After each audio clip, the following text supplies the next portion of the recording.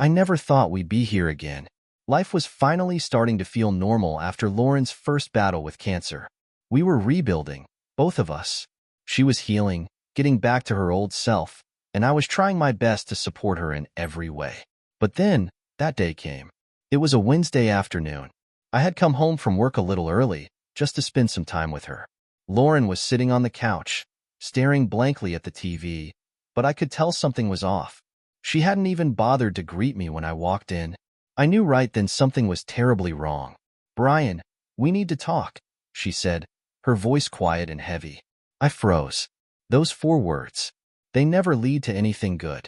I sat down next to her, my heart pounding, bracing myself for whatever bombshell was about to drop. She turned to me, her eyes glistening with tears, and before she could say another word, I already knew.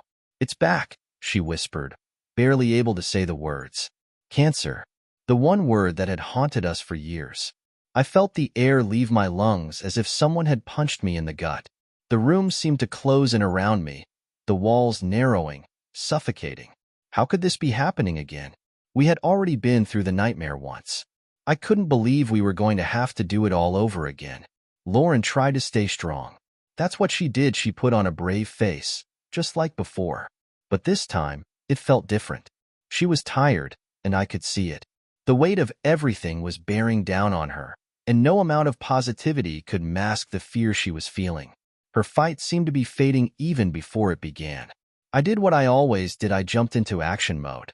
The practical things came first.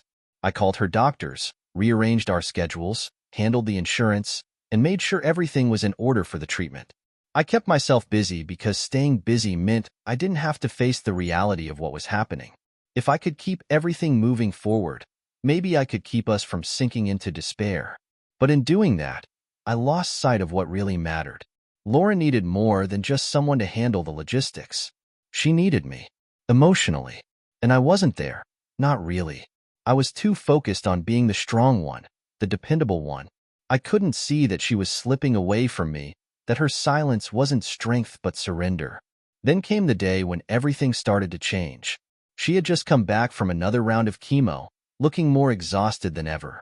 I had asked her how she was feeling, but she just brushed me off, telling me she was fine. But she wasn't. That night, as we sat at the dinner table, she mentioned a name I hadn't heard in a long time. "Jack," she said, almost casually. "I saw him at the clinic today." Jack. I remembered him. He had been a volunteer during her first fight with cancer, always around, always helping. I hadn't thought much of him back then, just another friendly face in the sea of doctors and nurses. But the way she talked about him now, it felt different. It was almost like a spark had reignited in her voice when she mentioned his name. She smiled a real smile, something I hadn't seen in weeks. "He's volunteering again," she continued, not noticing the tension that was building inside me. We caught up a little. "It's nice to see a familiar face in all of this, you know?" I nodded, trying to keep my own feelings in check, but there was something about the way she spoke about him that put me on edge. It wasn't jealousy, at least not then. It was more a feeling of inadequacy. Jack had been there during her first fight, just like I had, but somehow, he seemed to represent a part of her that I wasn't connected to anymore. After that, she began mentioning Jack more often. Little comments here and there about how he always seemed to brighten her day, or how easy it was to talk to him. It was subtle at first, and I tried to ignore it. I told myself that she was just grateful for his support, that it was nothing to worry about. But deep down, I felt it the shift. She was drifting away from me, and I was powerless to stop it. The worst part was, I couldn't bring myself to talk to her about it. How could I? She was sick again, fighting for her life, and here I was, worried about some guy. It felt selfish, even to think it. So, I kept it inside, pretending everything was fine while quietly watching as Lauren's connection to me seemed to weaken day by day. The days turned into weeks, and Jack's presence in her life grew stronger. She started spending more time at the clinic, staying longer after her treatments, saying she needed some time to herself. I wanted to believe her, but the doubt was always there, gnawing at me.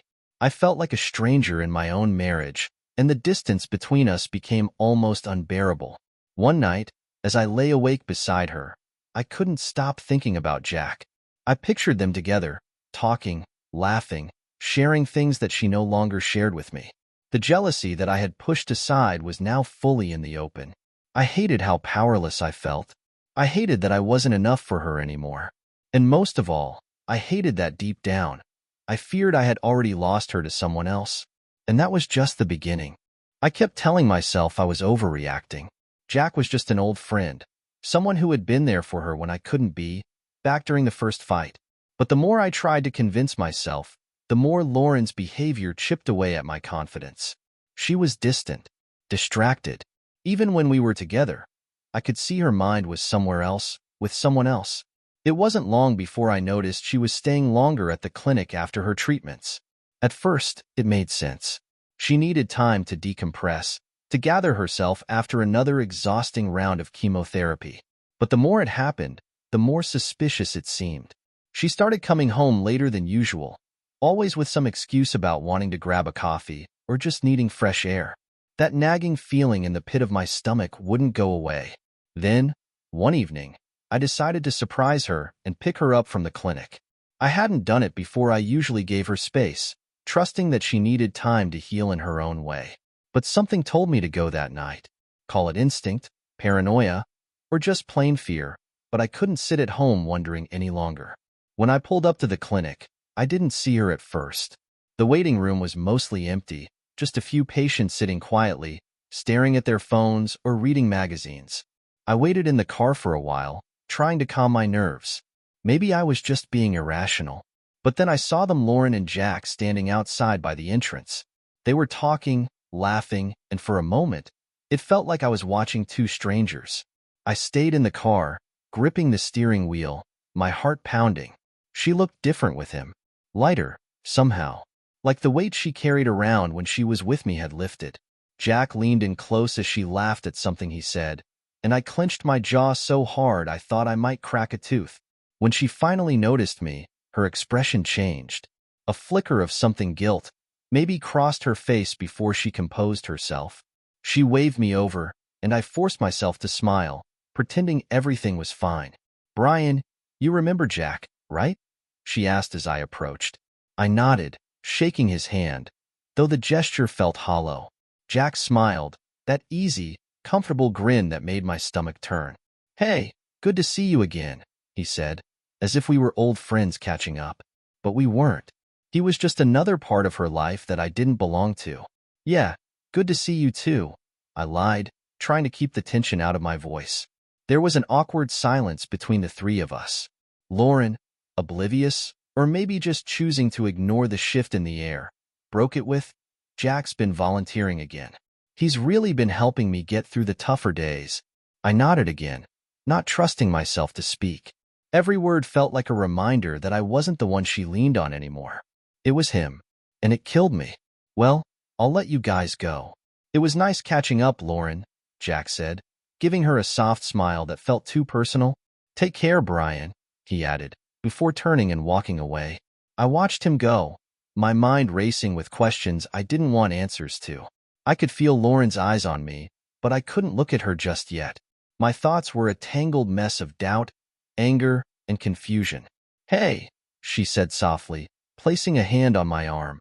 "You okay?" I forced a smile, swallowing down the bitter taste of jealousy that was rising in my throat. "Yeah, I'm fine. Just tired, I guess." She studied me for a moment, as if she could sense the storm brewing beneath my calm exterior, but she didn't push. "Let's go home," she said quietly, and we walked to the car in silence. The drive home was uncomfortable. Lauren stared out the window, lost in thought, while I gripped the steering wheel, trying to keep myself from spiraling into 1,000 what-ifs. What if she wasn't just leaning on Jack for support? What if it was more than that? What if I had already lost her, and I was too late to do anything about it? That night, as she slept beside me, I lay awake, staring at the ceiling, my mind racing. I thought about the way she smiled at Jack, the way she seemed so at ease with him. I hadn't seen that version of her in a long time. It felt like he was giving her something I couldn't, something she needed. The next day, I tried to shake it off. I told myself that Jack was just a friend, that I was being ridiculous. But every time she mentioned his name, that feeling of unease crept back in. It was like a dark cloud hanging over me, always there, even when I wasn't thinking about it. I noticed other things too. She started going to the clinic even on days when she didn't have treatments. Just to check in, she'd say, but I knew better. I wasn't stupid, and she wasn't trying to hide it. It was as if she didn't even realize how much she was slipping away from me. One evening, I asked her about why she was spending so much time at the clinic about Jack. She looked at me, surprised, and for a moment, I thought she might come clean. But instead, she shrugged it off.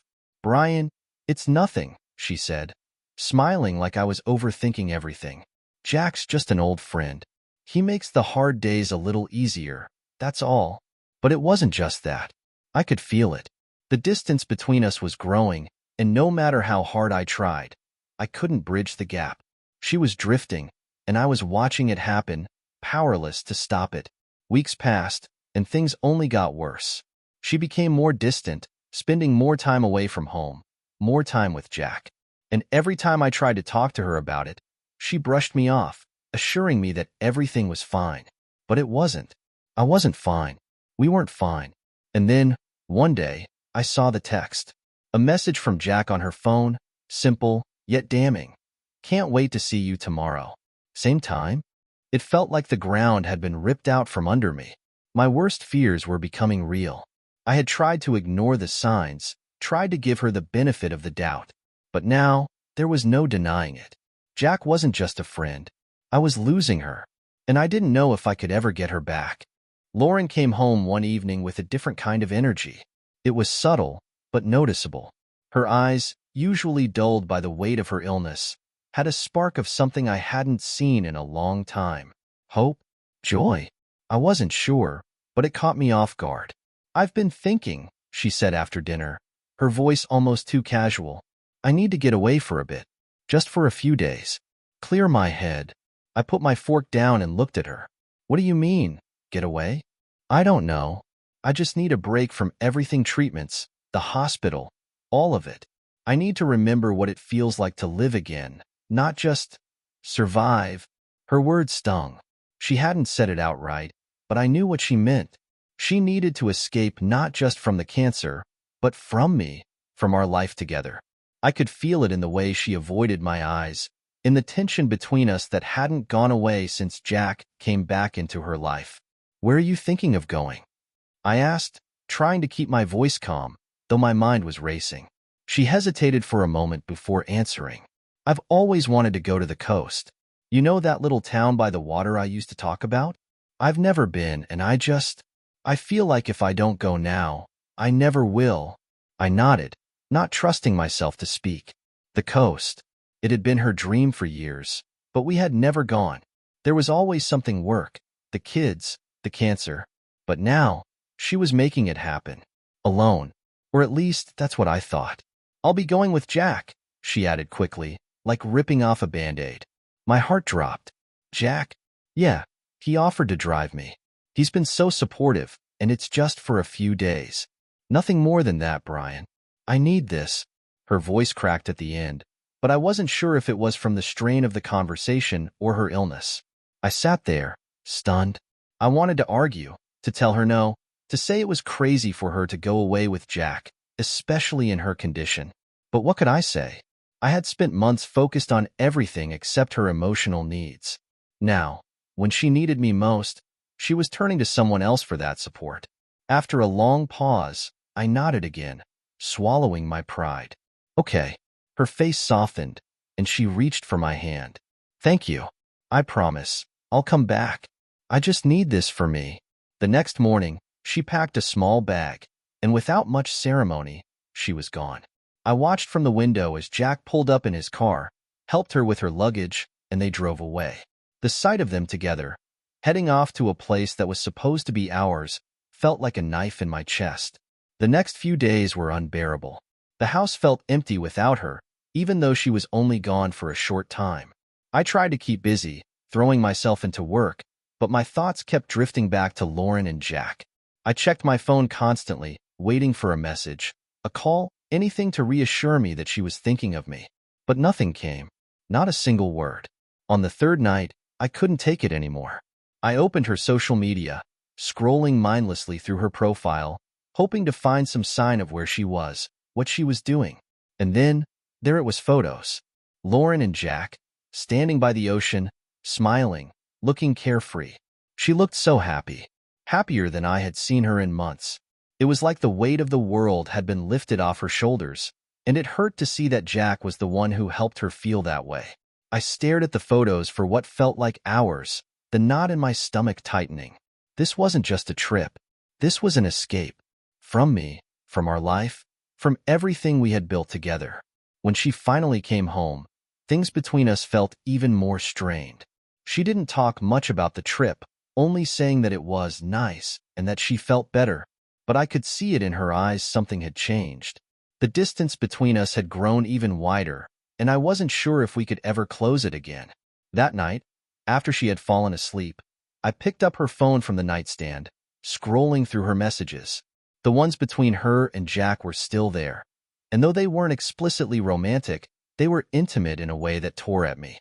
They talked about how peaceful the trip had been, how good it felt to just be without the weight of everything else. Jack told her he'd never forget the time they spent together. And Lauren? She replied with a simple, "Me too." It was clear that their connection had deepened, and I couldn't shake the feeling that I was losing her. Maybe I already had. The days after Lauren's return were tense, to say the least. She acted like everything was normal, like we hadn't just spent a week apart while she went on a trip with another man. I tried to act like I didn't notice the growing distance between us, but it was impossible.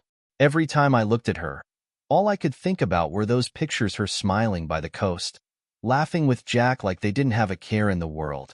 The silence between us became unbearable. At night, I would lie next to her, listening to the steady rhythm of her breathing, while my mind raced. I knew I had to say something. I couldn't go on pretending everything was okay. But every time I opened my mouth to start the conversation, the words stuck in my throat. Then one evening, while we were eating dinner, I couldn't hold it in any longer. The tension between us had reached a boiling point, and I could feel the anger bubbling inside me, waiting to erupt. "I saw the photos," I said, my voice sharper than I intended. Lauren looked up from her plate, startled. "What photos?" "From the trip," I replied, forcing myself to meet her eyes. "You didn't mention that Jack went with you." She hesitated. Her fork paused midair. "I didn't think it mattered. It was just a trip, Brian. Just a trip?" I echoed, my frustration spilling over. "You didn't think it was important to tell me that you went on a romantic getaway with another man?" Her face softened, and she put her fork down, taking a deep breath. "It wasn't a romantic getaway. I needed to clear my head, and Jack offered to come with me so I wouldn't be alone. It wasn't what you think." But I didn't believe her. I couldn't. There had been too many late nights, too many conversations she wasn't having with me but was having with Jack. Too many moments where she pulled away from me and turned to him. "Lauren, I'm not stupid. I see the way you look at him. I hear how you talk about him. You've been spending more time with Jack than you have with me. It's like I'm not even part of your life anymore." She sighed, rubbing her temples. "Brian, it's not like that. Then what is it like?" I demanded. "You've been avoiding me, keeping secrets, and Jack, he's there every step of the way. I know something's going on." For a long moment, she didn't say anything. She just sat there, staring at her hands, as if she were weighing her options, deciding how much of the truth she wanted to give me. Finally, she spoke, her voice quiet and pained. "Brian, I'm dying," she said, her voice barely above a whisper. "The treatments aren't working. I've been trying to stay strong, to hold it all together, but I don't know how much longer I can do this." Her words hit me like a ton of bricks. I hadn't expected her to say that. I knew her condition was bad, but hearing her say it out loud, in such a final way, was more than I could handle. My anger evaporated, replaced by a deep, gut-wrenching sadness. "I don't know how to live like this anymore," she continued, tears filling her eyes. "I don't want to spend whatever time I have left feeling like I'm just a patient, a burden. And Jack, he makes me feel like I'm more than that. He reminds me of who I used to be before all of this. He helps me forget, even if it's just for a little while." I felt my heart shatter as I listened to her words. She wasn't just pulling away from me. She was pulling away from everything: her life, her fight, her hope. And somehow, I hadn't noticed.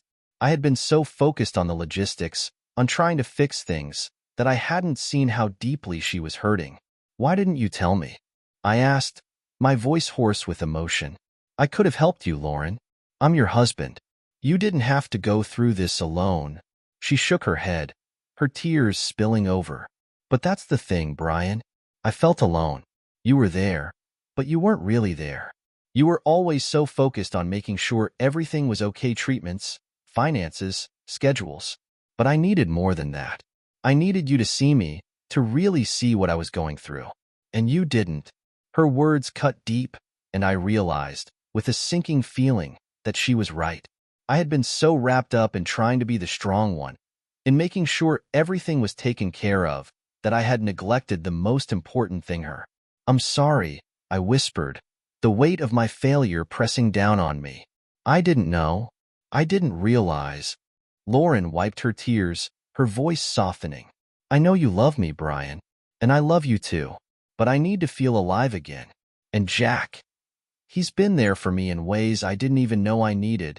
I swallowed hard, my mind reeling. "So, what now?" I asked, my voice barely audible. "Are you leaving me for him?" She shook her head, fresh tears sliding down her cheeks. "I don't know. I don't want to hurt you, but I don't know how to stop feeling like this." And there it was. The truth, laid bare between us, like a wound too deep to heal. We sat there in silence, both of us broken, unsure of how to put the pieces back together. The days following our confrontation were a blur. Lauren and I barely spoke, living in the same house but existing in separate worlds. I tried to focus on work, but I couldn't concentrate.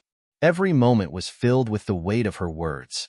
The knowledge that she was slipping away, not just physically, but emotionally, was suffocating. Jack was always there, lingering like a shadow. Every time I saw her texting, every time she left the house, I wondered if she was meeting him. The idea of her turning to him for comfort instead of me felt like a betrayal that went deeper than I could have ever imagined. And yet, I couldn't bring myself to be angry anymore. All I felt was sadness and helplessness.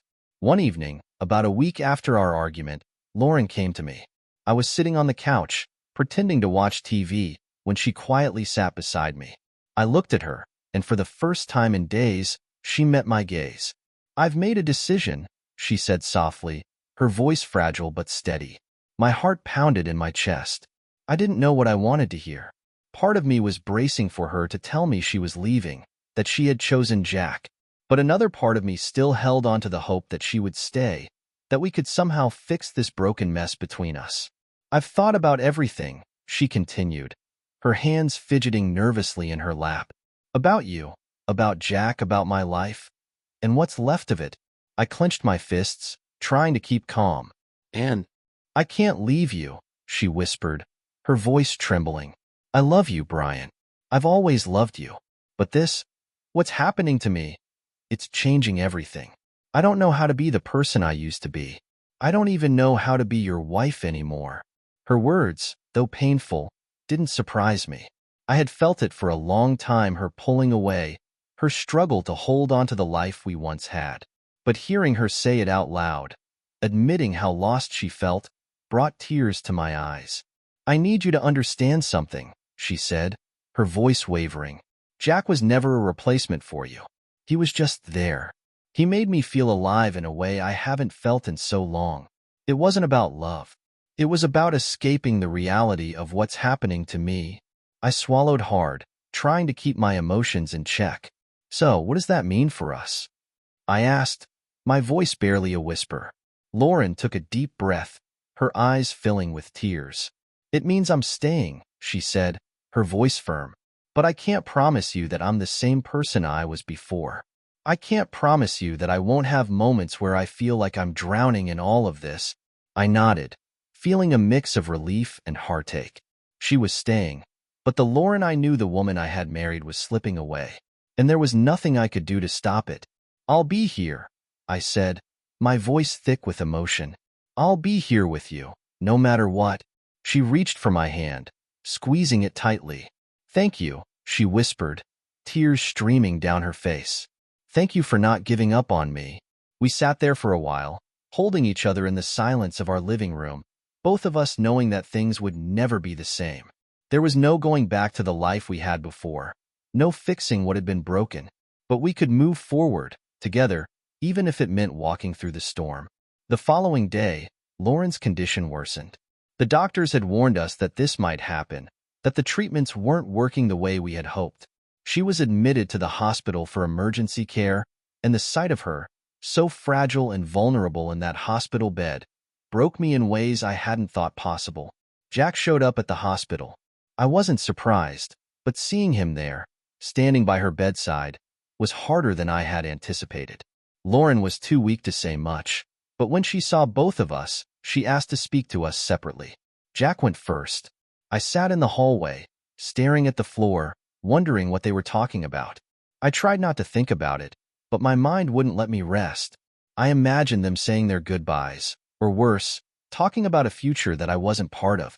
My stomach churned, and I had to take deep breaths to keep the nausea at bay. When Jack finally came out, his face was pale, and he gave me a brief nod before walking past me without a word. I didn't ask him what had been said. I didn't want to know. I walked into the room, and Lauren looked at me with tired, tear-filled eyes. She was so pale, so weak, and it took everything in me not to break down in front of her. "Brian," she whispered, reaching out her hand. I took it, sitting beside her. "I told Jack I can't leave you," she said softly. "He gave me something I needed, something I couldn't get from anyone else. But it's not him I want by my side. It's you." My throat tightened, and I nodded, unable to speak. "I'm sorry," she whispered, tears streaming down her face. "I'm sorry for everything," my own tears falling freely now. "I love you," I said, my voice cracking, "and I'll be here, always." In that moment, despite everything that had happened, I knew that we had chosen each other. Even if the road ahead was filled with uncertainty, we were in it together. And that, at least, was something we could hold on to. Lauren's decision to stay with me should have been the relief I was waiting for, but instead, it felt like standing at the edge of a cliff, staring down into a future I didn't know how to navigate. We had chosen each other, but nothing was the same anymore. The weight of what we'd been through, her illness, her emotional connection with Jack, the betrayal, I felt it lingered in every corner of our lives. There was no easy way to move forward, no quick fix to heal the wounds we'd both inflicted on each other.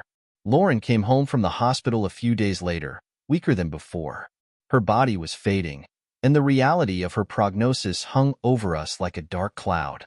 We were trying to rebuild, but every conversation felt forced, every attempt to reconnect awkward and incomplete. I wanted to be there for her, but the resentment I felt for what had happened between her and Jack wouldn't go away. It gnawed at me, especially in the quiet moments when the house felt too big, too empty. We talked, but not the way we used to. Our conversations were filled with practicalities, doctor's appointments, medications, plans for the days ahead, but there was no real intimacy. Every time I tried to bring up the past, to get us to confront what had happened, Lauren shut down. She didn't want to talk about Jack, and part of me didn't want to either. It was too painful, but not talking about it left a gaping wound between us, one that kept festering no matter how hard we tried to ignore it. One night, as I lay awake, staring at the ceiling, I couldn't shake the feeling that I needed to do something to make myself feel in control again. The betrayal Lauren had dealt me was crushing, and it wasn't just Jack, it was the whole experience of watching her turn to someone else while I struggled to reach her. I wanted to hurt her like she had hurt me, to make her understand the depth of my pain. That night, I made a decision I knew I would regret, but I couldn't stop myself. It wasn't premeditated, but it was impulsive and selfish. I went out, heading to a bar downtown, and met someone. Her name isn't important. She was younger, beautiful, carefree, everything Lauren couldn't be right now. I didn't love her. I barely knew her. But in that moment, I wanted to feel something different, something outside of the constant weight of Lauren's illness and our broken marriage. It wasn't about love or even lust. It was about escape, just like it had been for Lauren when she turned to Jack. In that brief moment of closeness with someone else, I felt a rush of adrenaline, a sense of power that I hadn't felt in a long time. But as soon as it was over, the guilt hit me like a tidal wave. I had done exactly what I hated Lauren for, and now, instead of feeling vindicated, I felt hollow and ashamed. I went home that night, and for the first time in months, I broke down. Lauren was asleep when I got in, her fragile form barely noticeable under the blankets. I stood there in the dark, staring at her, the woman I had loved for so long, and I realized how much I had let my anger consume me. I had wanted to hurt her, but all I had done was hurt myself even more. The next morning, the guilt was too much to bear. I couldn't hide it, and I didn't want to. We were already so broken. What was one more crack?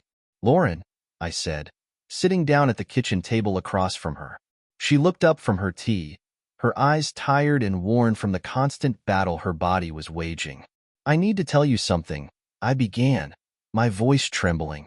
Last night, I made a mistake. She set down her cup, her eyes locking onto mine, confusion mixed with concern. What do you mean? I took a deep breath, forcing the words out even though they felt like poison in my mouth. I was with someone. I cheated on you. Her face went pale, the hurt flashing across her eyes so quickly that it made my heart ache. For a moment, she just stared at me, as if trying to process what I had just said.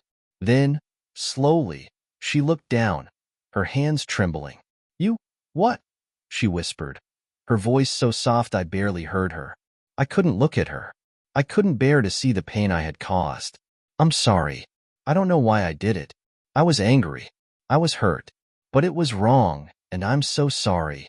Tears welled in her eyes, and she wiped them away quickly, trying to hold herself together. Brian, why? After everything, after I told you how much I needed you, why would you do that? I had no answer.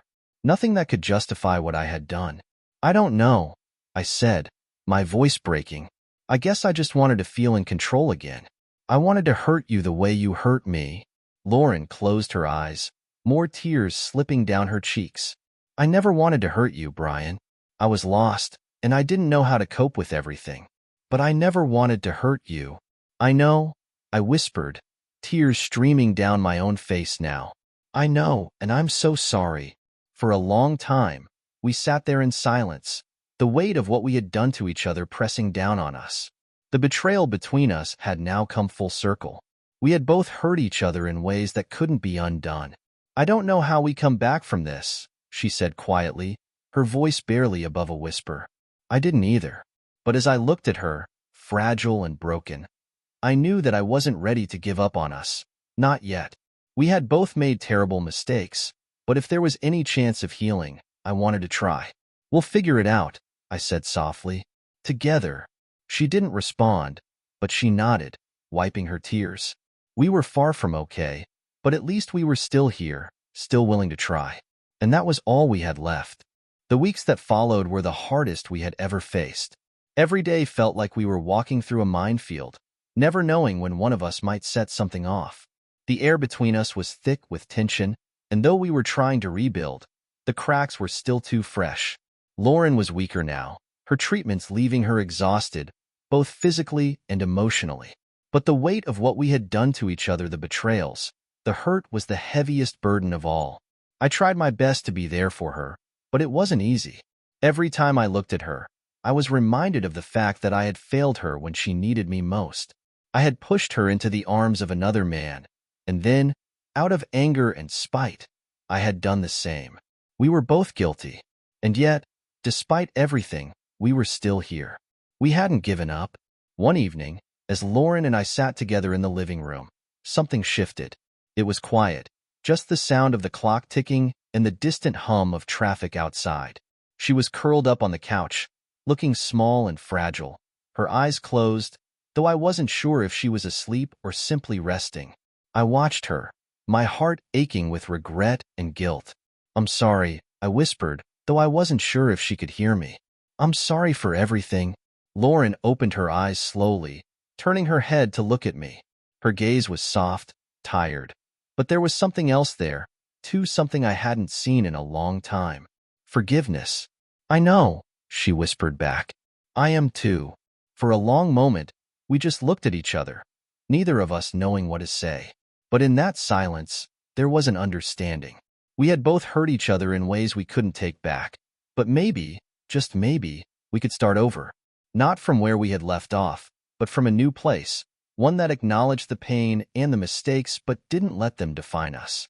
I don't know how to fix this, I admitted, my voice trembling. But I want to try. Lauren nodded slowly, a tear slipping down her cheek. Me too, she said, her voice barely above a whisper. I don't know if we can ever go back to what we were, but I don't want to give up on us. Not yet. It was the first time in a long time that we had both been on the same page. There was no magic solution, no quick fix. We both knew that. But the fact that we were still willing to fight for our marriage, even after everything, was a step in the right direction. In the days that followed, we started to talk more really talk. Not just about her illness or the practicalities of her treatment, but about us, about the things we had both been too afraid to say. I listened as Lauren opened up about her fears, about how she had felt so isolated in her battle with cancer, and how Jack had become an escape for her. I didn't like hearing it, but I needed to understand. I never wanted to replace you, she told me one night as we lay in bed, her voice barely audible in the darkness. I felt like I was losing myself, and Jack reminded me of the person I used to be. I get it, I said softly, though the words were hard to say. I wasn't there for you the way I should have been. She squeezed my hand, her touch weak but reassuring. We both made mistakes, she whispered. But we're still here, right? That has to mean something. It did. It meant everything. One day, Lauren wrote Jack a letter. She didn't tell me much about it, but I knew it was her way of closing that chapter of her life. I watched as she sealed the envelope, her expression calm, though I could see the sadness in her eyes.